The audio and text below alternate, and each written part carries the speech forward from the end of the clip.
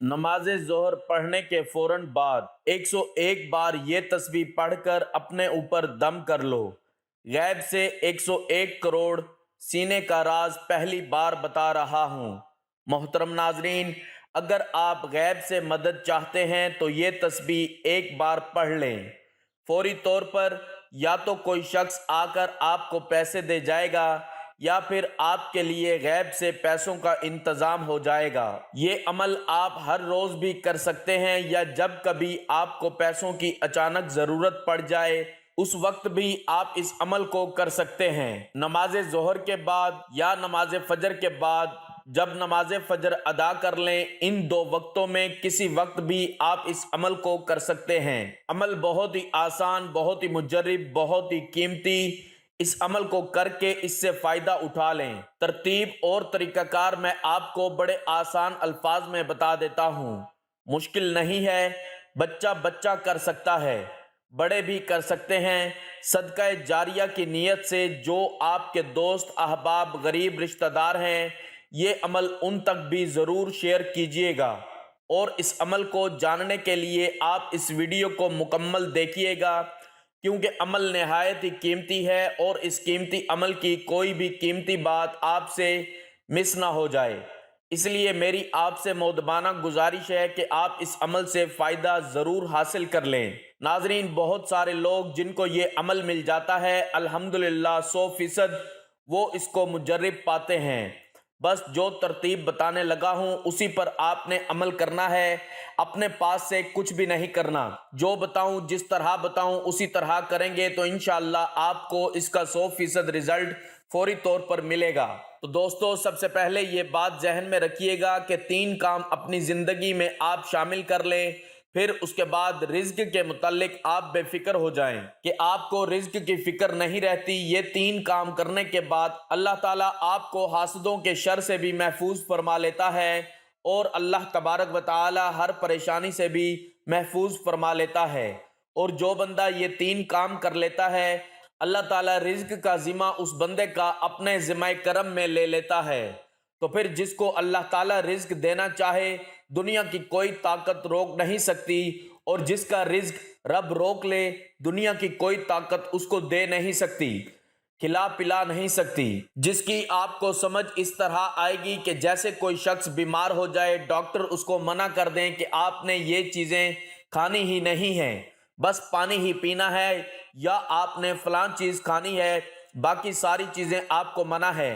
اس سے مراد اس کا رزق ختم ہو چکا ہے، اللہ کی طرف سے اس کا رزق ختم ہو چکا۔ لیکن اگرچہ اس کے گھر میں رزق بہت زیادہ ہی ہوتا ہے، لیکن اس کے باوجود وہ کھا پی نہیں سکتا، تو اسی طرح جب رب اس کو کھلانا چاہے تو اس کی ساری بیماری فوری طور پر ختم فرما کر وہ جو شخص چاہے کھاتا پھرے۔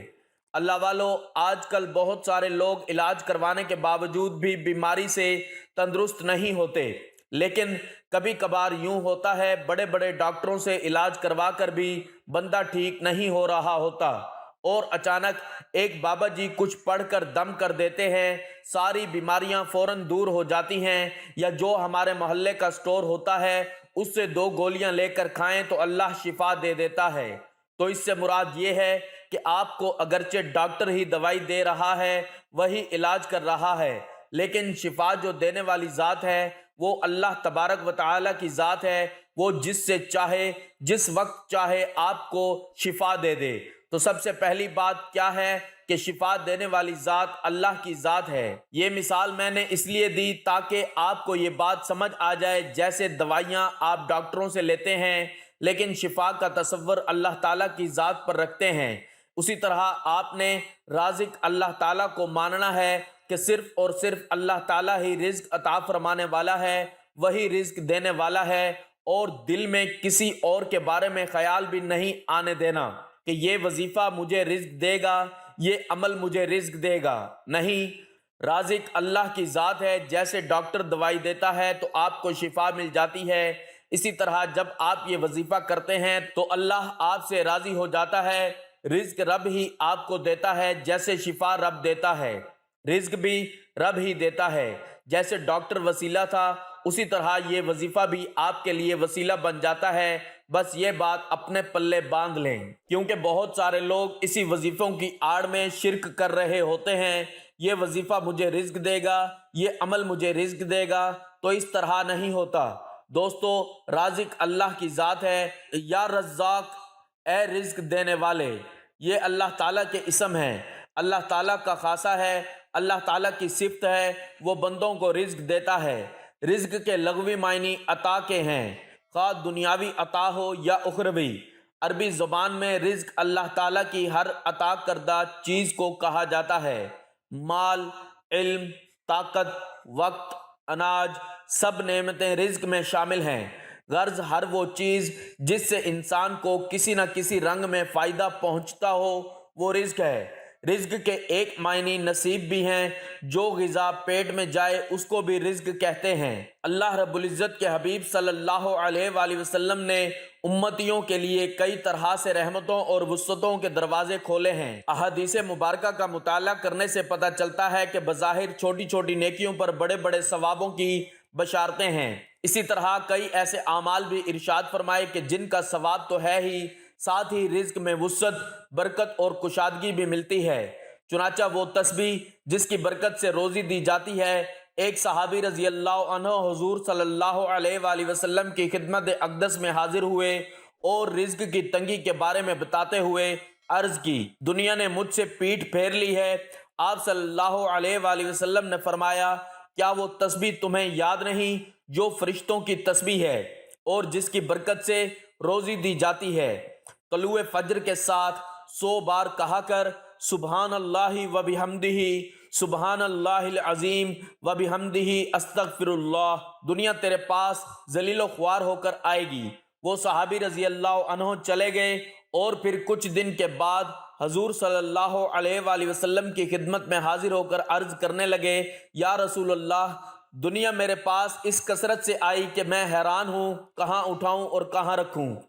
حضرت سیدنا انس رضی اللہ تعالیٰ عنہ سے روایت ہے، حضور نبی کریم صلی اللہ علیہ وآلہ وسلم کے زمانہ اقدس میں 2 بھائی تھے، ایک بارگاہ نبوی میں حاضر رہتا اور دوسرا کام کاج کرتا تھا۔ کام کرنے والے نے حضور صلی اللہ علیہ وآلہ وسلم سے اپنے بھائی کے کام نہ کرنے کی شکایت کی تو آپ صلی اللہ علیہ وآلہ وسلم نے ارشاد فرمایا، شاید تجھے اس کی برکت سے ہی رزق دیا جا رہا ہو۔ شیخ عبدالحق محدث دہلوی رحمۃ اللہ علیہ فرماتے ہیں، اس شخص نے حضور نبی کریم رؤوف الرحیم صلی اللہ علیہ وآلہ وسلم کی بارگاہ میں اپنے بھائی کی شکایت کرتے ہوئے کہا کہ اس نے سارا بوجھ مجھ پر ڈال دیا ہے، اسے میری مدد کرنی چاہیے۔ تو آپ صلی اللہ علیہ وآلہ وسلم نے اس شخص کو بھائی کی کفالت کرنے پر صبر و ہمت کی تلقین کرتے ہوئے فرمایا کہ جو کچھ تو کما کر اپنے بھائی پر خرچ کرتا ہے، ہو سکتا ہے کہ یہ سب رزق تجھے اس کی برکت سے دیا جاتا ہو۔ حدیث مذکور اس بات پر واضح دلیل ہے کہ فقراء بالخصوص اپنے قریبی رشتہ داروں کی کفالت کرنا رزق میں برکت کا بہترین ذریعہ ہے۔ رزق اللہ تعالیٰ کی ایسی نعمت ہے جس کی تقسیم کا اختیار اللہ تعالیٰ نے اپنے پاس رکھا ہے۔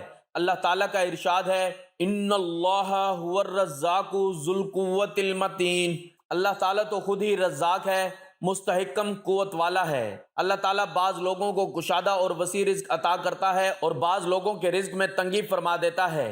ایک منظم ضابطے کے مطابق اللہ تعالیٰ تمام مخلوقات کو اپنے وقت پر رزق پہنچاتا ہے، چاہے وہ زمین پر اور رینگنے والے جاندار ہوں یا ہوا میں اڑنے والے پرندے ہوں۔ نہ سمندر کی تاریکیوں میں بسنے والے جاندار اللہ کی نگاہ سے اوجھل ہیں اور نہ پہاڑوں کی چوٹیوں پر بسیرا کرنے والوں کو اللہ تعالیٰ بھولتا ہے۔ اللہ تعالیٰ فرماتا ہے، اور زمین پر چلنے والا کوئی جاندار ایسا نہیں ہے جس کا رزق اللہ نے اپنے ذمے نہ لے رکھا ہو۔ ہم لوگ رزق صرف کھانے کی چیزوں کو کہتے ہیں، حالانکہ ایسا نہیں ہے، بلکہ رزق اللہ تعالیٰ کی دی ہوئی ہر نعمت کو کہتے ہیں، چاہے وہ صحت ہو، علم ہو، اخلاق ہو، عمل ہو، نیک بیوی اور اولاد ہو، مال ہو، دلی اطمینان ہو یا پھر امن کی نعمت ہو۔ اللہ تعالیٰ کی بے شمار نعمتوں میں سے ہر نعمت پر رزق کا اطلاق ہوتا ہے۔ اللہ تعالیٰ کا ارشاد ہے، ان تعدوا نعمت اللہ لا تحصوها، اور اگر تم اللہ کی نعمتوں کو گننے لگو تو انہیں شمار نہیں کر سکتے۔ یہ اللہ تعالیٰ کی حکمت ہے کہ رزق کی تقسیم میں لوگ مختلف ہیں۔ قرآن مجید نے چند امور ایسے ذکر کیے ہیں جو بذات خود انسانی ترتیب کے لیے تعمیری درس کی حیثیت رکھتے ہیں۔ ایک مقام پر ارشاد فرماتا ہے لَإِن شَكَرْتُمْ لَأَزِيدَنَّكُمْ، اور تم نے نعمتوں کا شکر ادا کیا، انہیں اپنے صحیح مصرف میں خرچ کیا تو تمہیں زیادہ نعمتیں عطا کروں گا۔ ایک دوسرے مقام پر لوگوں کو تلاش و حصول روزی کی دعوت دیتے ہوئے فرماتا ہے خدا تو وہ ذات ہے جس نے زمین کو تمہارے لیے خاضع اور خاشع بنا دیا ہے تاکہ تم اس کی پشت پر چلو پھرو اور اس کے رزق میں کھاؤ پیو۔ ایک اور مقام پر تقوی اور پرہیزگاری کو وسعت رزق کا معیار بتایا ہے۔ ارشاد ہوتا ہے یعنی اگر روئے زمین کے لوگ ایمان لے آئیں اور تقوی اختیار کر لیں تو ہم آسمان و زمین کی برکتیں ان کے لیے کھول دیں۔ کائنات کے مالک و خالق اللہ جل جلالہ کے نازل کردہ دین میں جہاں اخروی معاملات میں رشد و ہدایت کار فرما ہے، وہاں اس میں دنیاوی امور میں بھی انسانوں کی رہنمائی کی گئی ہے۔ جس طرح اس دین کا مقصد آخرت میں انسانوں کو سرفراز و سر بلند کرنا ہے، اسی طرح یہ دین اللہ تعالیٰ نے اس لیے بھی نازل فرمایا کہ انسانیت اس دین سے وابستہ ہو کر دنیا میں بھی خوش بختی اور سعادت مندی کی زندگی بسر کرے۔ جناب رسول اللہ صلی اللہ علیہ وآلہ وسلم جنہیں الہ المالک الملک نے ساری انسانیت کے لیے اسوہ حسنہ قرار دیا، جنہیں اللہ مالک الملک نے ساری انسانیت کے لیے اسوہ حسنہ قرار دیا، وہ سب سے زیادہ جو دعا اللہ تعالیٰ سے کرتے اس میں دنیا و آخرت دونوں کی بھلائی کا سوال ہوتا، جیسا کہ درج ذیل حدیث میں آیا ہے۔ امام بخاری رحمۃ اللہ علیہ حضرت انس رضی اللہ تعالیٰ عنہ سے روایت کرتے ہیں کہ انہوں نے فرمایا جناب نبی کریم صلی اللہ علیہ وآلہ وسلم کی سب سے زیادہ دعا ربنا آتنا فی الدنیا حسنۃ وفی الآخرۃ حسنۃ وقنا عذاب النار۔ اس حقیقت کو سمجھنے کے بعد بہت سارے مسائل حل ہو جاتے ہیں، نہ کسی سے حسد ہوتا، نہ دشمنی کے آثار نمایاں ہوتے ہیں، نہ اپنے آپ کو حد سے زیادہ مشقت میں مبتلا کرنا پڑتا ہے، اور نہ رزق کو تلاش کرنے کے لیے غلط راستوں کو اختیار کرنا پڑتا ہے۔ یہ بات تو ہمیشہ ذہن میں رہنی چاہیے کہ کسی کے رزق کی وسعت کبھی انسان کو روزی کی وسعت کے ذریعے آزماتا ہے اور بے انتہا مال اس کے اختیار میں دے دیتا ہے، اور کبھی معیشت کی تنگی کی وجہ سے اس کے صبر، استقامت اور پامردی کا امتحان لینا چاہتا ہے اور اس سے ان صفات کو پروان چڑھاتا ہے۔ کبھی تو ایسا ہوتا ہے کہ مال و دولت کی فراوانی صاحبان مال کے لیے وبال جان بن جاتی ہے اور ان سے ہر قسم کا سکھ اور چین چھین لیتی ہے۔ قرآن و حدیث میں بہت سے ایسے اعمال کی طرف واضح اشارہ موجود ہے جو رزق میں برکت اور دولت میں فراوانی کا باعث ہیں۔ ہم درج ذیل سطور میں مختصراً کچھ اصول پیش کرتے ہیں جن کی بجا آوری پر اللہ تعالیٰ کی طرف سے رزق میں برکت و فراوانی کا وعدہ ہے۔ یقیناً ہم رزق میں وسعت اور برکت کی خواہش تو رکھتے ہیں، مگر قرآن و حدیث کی روشنی میں رزق کی وسعت کے اسباب سے ناواقف ہیں، صرف دنیاوی جدوجہد، محنت اور کوشش پر انحصار کر لیتے ہیں۔ اگر ہم دنیاوی جدوجہد کے ساتھ ان اسباب کو بھی اختیار کر لیں تو اللہ تعالی ہمارے رزق میں کشادگی اور برکت عطا فرمائے گا انشاءاللہ، جو ہر شخص کی خواہش ہے۔ وَارْزُقْنَا وَأَنْتَ خَيْرُ الرَّازِقِينَ، اور ہمیں رزق دے اور تو بہترین رازق ہے۔ حضرت عبداللہ رضی اللہ تعالیٰ عنہ کہتے ہیں کہ رسول اللہ صلی اللہ علیہ وآلہ وسلم کے پاس ایک مہمان آیا۔ آپ صلی اللہ علیہ وآلہ وسلم نے کھانا کھلانے کے لیے ایک آدمی کو اپنی ازواج کے پاس بھیجا، لیکن ان میں سے کسی ایک کے پاس بھی کھانا نہ ملا، تو آپ صلی اللہ علیہ وآلہ وسلم نے دعا کی، اللہم انی اسألک من فضلک ورحمتک فإنہ لا یملکھا الا انت۔ اے اللہ، میں تجھ سے تیرے فضل اور تیری رحمت کا سوال کرتا ہوں، بے شک تیرے سوا اس کا کوئی مالک نہیں ہے۔ چنانچہ آپ صلی اللہ علیہ وآلہ وسلم کے پاس بھنی ہوئی بکری کا تحفہ لایا گیا، تو آپ صلی اللہ علیہ وآلہ وسلم نے فرمایا یہ اللہ کا فضل ہے اور ہم رحمت کا انتظار کر رہے ہیں۔ رزق بھی لکھا ہوا ہے، اس میں کمی بیشی نہیں ہو سکتی۔ ہاں البتہ طلب رزق کے جو اسباب انسان اختیار کرتا ہے ان میں سے ایک سعی و کوشش بھی ہے، جیسا کہ ارشاد باری تعالیٰ ہے، وہ ذات جس نے تمہارے لیے زمین کو پست و مطیع کر دیا تاکہ تم اس کی راہوں میں چلتے پھرتے رہو اور اللہ کی روزیاں کھاؤ پیو، اس کی طرف تمہیں جی کر اٹھ کھڑا ہونا ہے۔ اور دوسری بات جو سب سے ضروری ہے وہ یہ ہے کہ آپ نے اس عمل سے پہلے 2 رکعت نماز نفل ادا کرنے ہیں۔ 2 رکعت نماز نفل، کیونکہ یہ فجر کے وقت اگر کرنا ہے تو پھر جب سورج نکل آتا ہے، سورج نکلنے کے بعد آپ نفل پڑھ سکتے ہیں، تو پھر اس وقت آپ نے اس عمل کو کرنا ہے۔ اگر ظہر کے بعد کرنا ہے تو ظہر کی نماز ادا کرنے کے بعد 2 رکعت نماز نفل توبہ کی نیت سے پہلی رکعت میں بھی 3 مرتبہ سورۃ اخلاص، دوسری میں بھی 3 بار سورۃ اخلاص پڑھنی ہے۔ ایسے تھوڑی مدد آتی ہے کہ بس آپ یوں بیٹھے اور اٹھ کر گھر چلے گئے اور موبائل میں کھیلتے رہے ساتھ، اور وظیفہ بھی عمل بھی کرتے رہے اور رٹا بھی لگاتے رہے، تو اس طرح نہیں دوستو۔ جو ترتیب بتا رہا ہوں خلوص نیت کے ساتھ، اخلاص کے ساتھ اگر پڑھیں گے تو یقیناً 100% میں گارنٹی سے کہتا ہوں اللہ تعالیٰ آپ کی دعا کو، آپ کی ہر مشکل کو، ہر حاجت کو پورا فرمائے گا اور غیبی مدد فرمائے گا انشاءاللہ۔ تو دوستو 2 رکعت نماز نفل اس عہد کے ساتھ، اس وعدے کے ساتھ پڑھنی ہے کہ کبھی بھی آج کے بعد اللہ تعالیٰ مجھے اپنے خزانہ غیب سے رزق عطا فرمائے، میں کبھی بھی حرام روزی کو اختیار نہیں کروں گا، حرام رزق کے قریب بھی نہیں جاؤں گا۔ تو یہ آپ نے عہد کرنا ہے، یہ وعدہ کرنا ہے۔ اس کے بعد آپ نے یہ تسبیحات پڑھنی ہیں جو ابھی میں آپ کو بتانے لگا ہوں۔ دینی اصطلاح میں جائز ذرائع سے روزی کمانا رزق حلال کہلاتا ہے، ناجائز ذرائع سے حاصل کیا گیا مال دین کی نظر میں حرام ہے۔ ہمارا پیارا دین ہمیں یہ تاکید فرماتا ہے کہ تمہارا کھانا پینا نہ صرف ظاہری طور پر پاک و صاف ہو بلکہ باطنی طور پر بھی طیب و حلال ہو۔ اللہ والو، وظیفہ شروع کرنے سے پہلے اول و آخر آپ نے 3 مرتبہ درود ابراہیم پڑھنا ہے جو ہم نماز کے اندر پڑھتے ہیں۔ 1 مرتبہ میرے ساتھ بھی ثواب کے طور پر پڑھ لیں۔ اللہم صلی علی محمد وعلی آل محمد کما صلیت علی ابراہیم وعلی آل ابراہیم انک حمید مجید۔ اللہم بارک علی محمد وعلی آل محمد کما بارکت علی ابراہیم وعلی آل ابراہیم انک حمید مجید۔ درود پاک آپ نے 3 مرتبہ شروع میں، 3 مرتبہ آخر میں، اس کے درمیان آپ نے یہ آیت پڑھنی ہے واللہ یرزق من یشاء بغیر حساب، اور اللہ جس کو چاہتا ہے عطا کرتا ہے بغیر حساب کے۔ دوستو آپ نے 101 بار پڑھنی ہے یہ آیت، پھر 1 مرتبہ سن لیں واللہ یرزق من یشاء بغیر حساب۔ یہ آیت 100 مرتبہ پڑھنے کے بعد آپ نے ایک تسبیح استغفر اللہ کی پڑھنی ہے، استغفر اللہ استغفر اللہ استغفر اللہ۔